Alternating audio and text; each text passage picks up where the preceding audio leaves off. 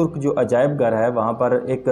انجیل کا جو ہے نا وہ پرانا ایک نسخہ موجود ہے جو چمڑے پر تحریر ہے اور سونے کے پانی سے اسے لکھا گیا ہے. ٹھیک ہے جی, سونے کے پانی سے تحریر کردہ چمڑے کے اوپر اسے تحریر کیا گیا ہے. تو وہ ایک نسخہ انجیل کا وہاں پر موجود ہے جسے بائبل کہا جاتا ہے. تو وہ چونکہ عیسائیوں کی ایک مذہبی کتاب ہے, نسخے کے اندر جا بجا آقا علیہ الصلوۃ والسلام کے آخری نبی ہونے کی, حضرت عیسیٰ علیہ السلام بار بار ان کے بشارت دے رہے ہیں کہ اب وہ آنے والے ہیں, فلاں جگہ پہ آئیں گے, یثرب شہر ہوگا, اس طرح کے معاملات, وہ سارے احوال اس میں وہ بیان کر رہے ہیں.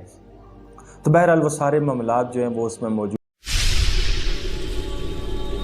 السلام علیکم ناظرین و سامعین, میں ہوں آپ کا میزبان عمر فاروق نظامی اور پیغام حق میں آپ کو خوش آمدید کہتا ہوں. آج آپ کے لیے انتہائی خوبصورت خبر لے کر حاضر ہوا ہوں. ناظرین و سامعین, آپ کو یاد ہوگا اگر آپ قرآن مجید فرقان حمید کی تلاوت پاک کی سعادت حاصل کرتے رہتے ہیں تو آپ کو اس بات کا بخوبی علم ہوگا کہ جو اصحاب کہف کا جو واقعہ ہے اگر اسے غور سے دیکھا جائے تو یہ سارا واقعہ قرآن مجید فرقان حمید میں کیوں رکھا گیا, اور پھر اس سے قبل اس واقعہ کا جو پیش آنا ہے حقیقتاً اس دور میں وہ کیوں ضروری تھا. تو اس کی وجہ سے رفع کی سمجھ آتی ہے کہ اس دور میں لوگ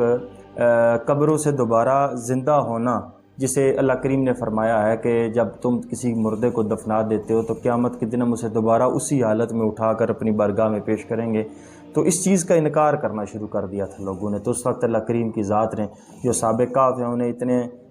چند سو سال کے لیے 309 سال کے لیے انہیں سلا کر, جو کہ قمری سال کے حوالے سے ہے, تو انہیں سلا دیا, اور سلانے کے بعد دوبارہ جب انہیں جگایا تو ان لوگوں کی آنکھیں کھلی کہ ہاں اگر 300 سال سونے کے بعد بھی اللہ کریم کی ذات کسی کو نیند سے بیدار کر سکتے ہیں تو کسی مردے کو دوبارہ زندہ کرنا کوئی بعید کی بات نہیں ہے. تو ناظرین سمیر, بہرحال ہمارا یہ موضوع تو نہیں تھا. آج کا جو موضوع ہے وہ بڑا حسین ہے. وہ موضوع اس طرح ہے کہ دیکھیے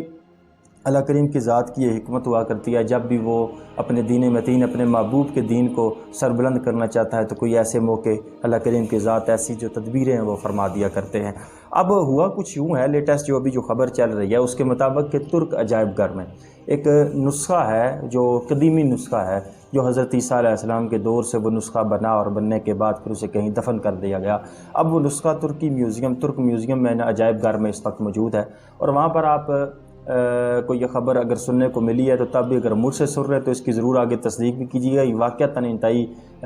جو ہے نا چونکا دینے والی خبر ہے کہ ہوا کچھ یوں ہے کہ وہاں پر ترک جو عجائب گھر ہے وہاں پر ایک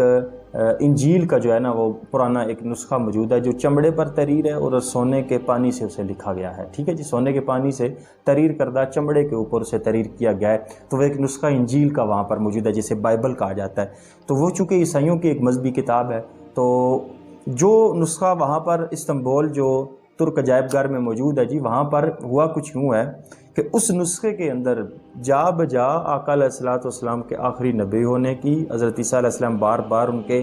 بشارت دے رہے ہیں کہ اب وہ آنے والے ہیں, فلاں جگہ پہ آئیں گے, یثرب شہر ہوگا, اس طرح کے معاملات, وہ سارے احوال اس میں وہ بیان کر رہے ہیں. تو بہرحال وہ سارے معاملات جو ہیں وہ اس میں موجود تھے. تو پھر ہوا کچھ یوں کہ پھر ترک کا جو ان کا نیشنل اخبار ہے اس میں انہوں نے اس کا ایک آرٹیکل پورا لکھ کے تو اسے پبلش کر دیا. جب وہ آرٹیکل لکھ کے انہوں نے پورا پبلش کیا تو ہوا کچھ یوں کہ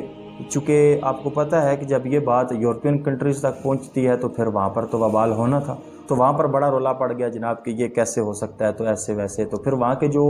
ان کے جو کلیسائے روم کے جو بڑے ان کے جو پیشوا تھے نا, روحانی اور مذہبی ان کے اپنے, تو انہوں نے ریکویسٹ کی ہے پھر ترک حکومت سے کہ ہمیں استنبول آنے کی اجازت دی جائے تاکہ ہم اس میوزیم میں آئیں اور اس نسخے کو جانچ پڑتال کریں. وہ آئے, اسے جانچ پڑتال کی اور انہوں نے کہا کہ واقعتاً یہ نسخہ جو ہے وہ مستند ہے, ٹھیک ہے, یہ ہم اسے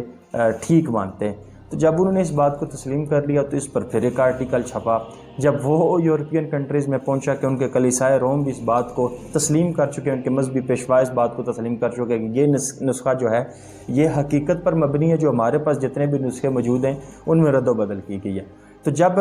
اس بات کو انہوں نے تسلیم کر لیا تو پھر یقیناً جو یورپین کنٹریز میں جتنے بھی لوگ رہ رہے تھے جو عیسائی کمیونٹی کے ساتھ تعلق رکھتے تھے, پھر انہوں نے سوال اٹھانا شروع کر دیا کہ اگر یہ حقیقت ہے تو پھر ہم سے اتنا عرصہ چھپائی کیوں گئی. اب ہوا کچھ یوں ہے کہ جو عیسائی برادری ہے انہوں نے یہ کیا کہ جتنی بھی اسلام کی جو تعلیمات ہیں انہیں اکٹھا کر کے وہ اب اس کا مطالعہ انہوں نے شروع کر دیا ہے۔ اب وہ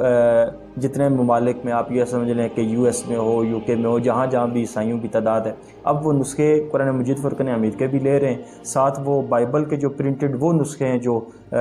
قدیمی ہیں تو اس کے بھی وہ اٹھا رہے ہیں۔ اب وہ دونوں کا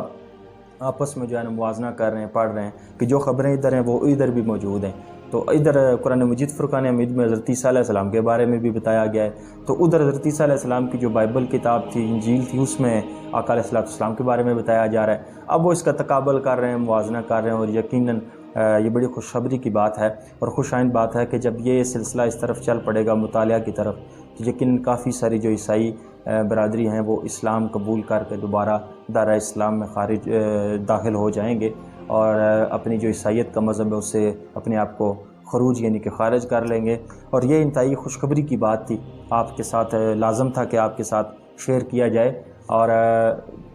یقین مانیے مجھے بڑی خوشی ہوئی ہے، یقیناً آپ کو بھی خوشی ہوئی ہوگی، اور اللہ کریم کی ذات آپ کو سلامتی عطا فرمائے۔ اللہ کریم کی ذات ہمیں بھی پکا اور سچا ایمان والا بنائیں، اور ہمیں بھی اپنا جو ہے ایمان ہے اسے سلامت رکھنے کی توفیق عطا فرمائے۔ بہرحال ہے تو کافی مشکل کام، ہمیں وراثت میں اسلام ملا ہے تو ہمیں قدر نہیں ہے۔ اب دیکھیے گا جو انشاءاللہ اللہ کے فضل و کرم سے جو عیسائی مذہب چھوڑ کے دوبارہ اسلام کی طرف آئیں گے، ان سے پوچھیے گا کہ اسلام کی قدر و قیمت کیا ہے۔ اللہ کریم کے ساتھ مجھے آپ کو سمجھنے کی توفیق عطا فرمائے۔ اپنے میزبان عمر نظامی کو اجازت دیجیے۔ اللہ حافظ۔